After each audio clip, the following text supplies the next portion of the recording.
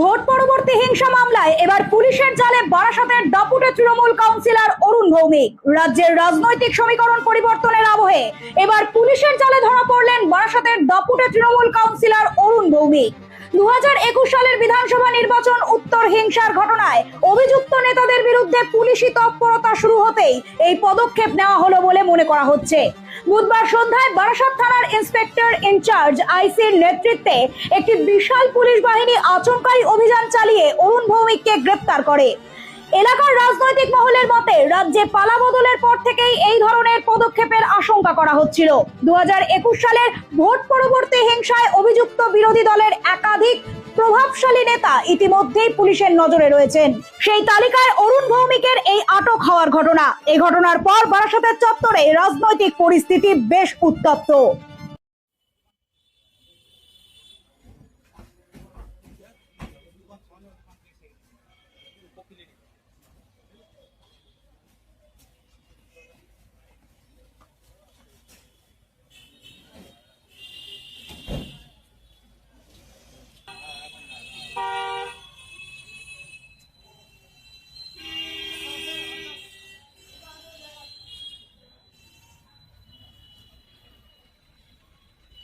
দু 2021 সালে বিজেপি করার অপরাধে অনেক মেরেছে, আমাকে মেরে ফেলে দেওয়ার প্রোগ্রাম ছিল ওদের, মেরে ফেলতে পারিনি।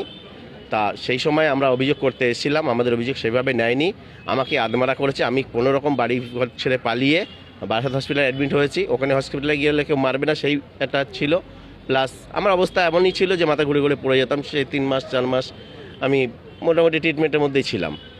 তো আমাকে মারার পরে আমি যখন হসপিটালে অ্যাডমিট, আমার বন্ধুটাকে দেখে নিয়ে আসছে শুইয়ে ট্রেচারে করে, না কি ওকেও মেরেছে। সাথে কে মেরেছে না, অরুণ ভৌমিকের লোকজন, রহমত, আসমত, মশারেফ, ছোট্টু, তারপরে রাকিবুল, আবুল, সবাই মিলে মোটামুটি যে যেখান থেকে পেরেছে যেভাবে খুশি মেরেছে। মানে সেই মারার সীমা ছাড়া মারা। এমনকি অভিযোগ করতে এসি রঞ্জিত সিং ওদেরকে না তুলে আমাদের বাড়িতে গিয়ে আমাদেরকে তুলে আনার জন্য খুঁজতে গেছে।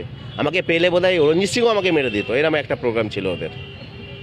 এবং সেই জায়গায় দাঁড়িয়ে আজকে অভিযোগ করতে এসেছেন? সেই জায়গায় দাঁড়িয়ে অভিযোগ তো আমাদের নিত না। আজকে আমরা বিজেপি জিতেছে বলে অভিযোগটা নিচ্ছে, খবরে দেখেছি অভিযোগ নিতে বলেছে, তাই বাধ্য হয়ে নিচ্ছে অভিযোগটা। তাই আজকে জমা করতে এসেছি, অভিযোগটা দিয়েওছি আমরা। পুলিশ কি গ্রেফতার করেছে অরুণ ভৌমিককে? পুলিশ অরুণ ভৌমিককে নিয়ে এসছে, গ্রেপ্তার কিনা এখনও জানি না, তবে আশা করি, আমি পুলিশের উপরে ভরসা আমার আছে যে এখন তো আর শাসকের আইন চলবে না, আইনের শাসন চলবে এখন।